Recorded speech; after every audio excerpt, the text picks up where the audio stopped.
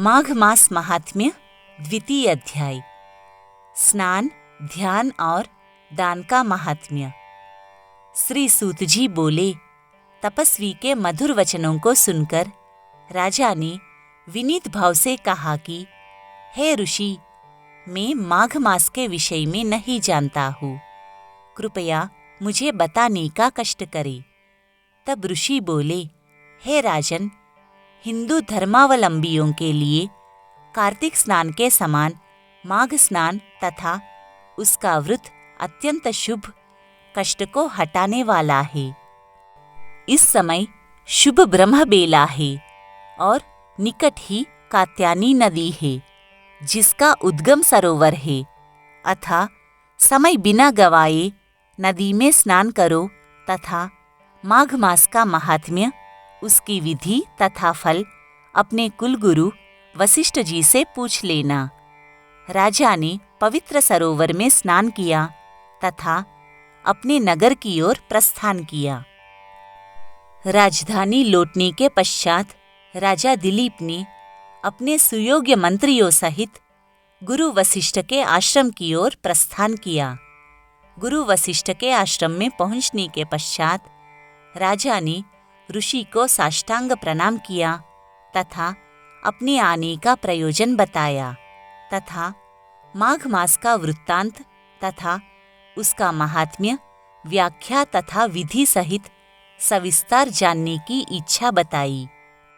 महाराजा दिलीप की बात सुनकर वशिष्ठ जी अत्यंत प्रसन्न हुए और बोले कि हे राजन, मैं तुम्हारी भगवान के प्रति श्रद्धा देखकर अत्यंत प्रसन्न हूँ तथा मैं तुम्हें पवित्र माघ मास के विषय में विस्तार पूर्वक बताता हूँ। हे राजन, माघ मास अत्यंत पवित्र मास है। इस मास में पवित्र हृदय से व्रत तथा स्नान करने का विधान है। भगवत भक्ति तथा यथाशक्ति दान देने का भी विधान है। माघ मास में सूर्योदय से पूर्व अपने निकट नदी अथवा सरोवर में स्नान करना अति उत्तम है। यदि निकट में गंगा, यमुना अथवा प्रयागराज तीर्थ स्थान हो तो सोने पर सुहागे के समान है। प्रभु नाम के उच्चारण के साथ स्नान करने वाला प्राणी सीधा वैकुंठ लोक को जाता है। अतः स्वर्ग जाने के इच्छुक व्यक्ति को प्रभु का नाम स्मरण करते हुए स्नान करना चाहिए। माघ स्नान का फल कामधेनु के समान है। इसके स्नान के फल स्वरूप परिवार सुखी, संपन्न और धन धान्य पूर्ण रहता है। माघ व्रत में अन्न त्याग का विधान है।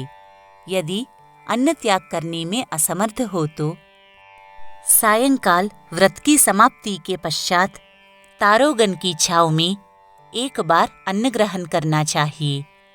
व्रत के समय प्रभु स्मरण, भजन कीर्तन करना चाहिए। मकर संक्रांति में अन्न त्याग कर अदिति राजा ने 12 वर्ष तक नियम पूर्वक स्नान, ध्यान, व्रत और दान किया था। उनको 12 पुत्र रत्न प्राप्त हुए थे। असंधति सुमत्रा ने माघ स्नान और व्रत किए तो उनको स्वर्ग की प्राप्ति हुई। शची ने परम रूपवती तथा सौंदर्य प्राप्त किया तथा स्वर्ग में राज्य प्राप्त किया। माघ स्नान से सुबुद्धि प्राप्त होती है, पापों का नाश होता है तथा प्राणी को स्वर्गलोक की प्राप्ति होती है। माघ स्नान करने वाले प्राणी को स्नान के पश्चात जल, तप, भगवत भक्ति तथा भजन में लीन रहना चाहिए तथा यथाशक्ति दान देना चाहिए। माघ मास में दान पुण्य का विशेष महात्म्य है। माघ मास में गौदान करने वाला उतने समय स्वर्ग में निवास करता है जितने उस गौ के शरीर में रोम होते हैं। माघ मास में गुड़ तिल के दान का विशेष महात्म्य है। इसके दान में सभी पाप नष्ट हो जाते हैं।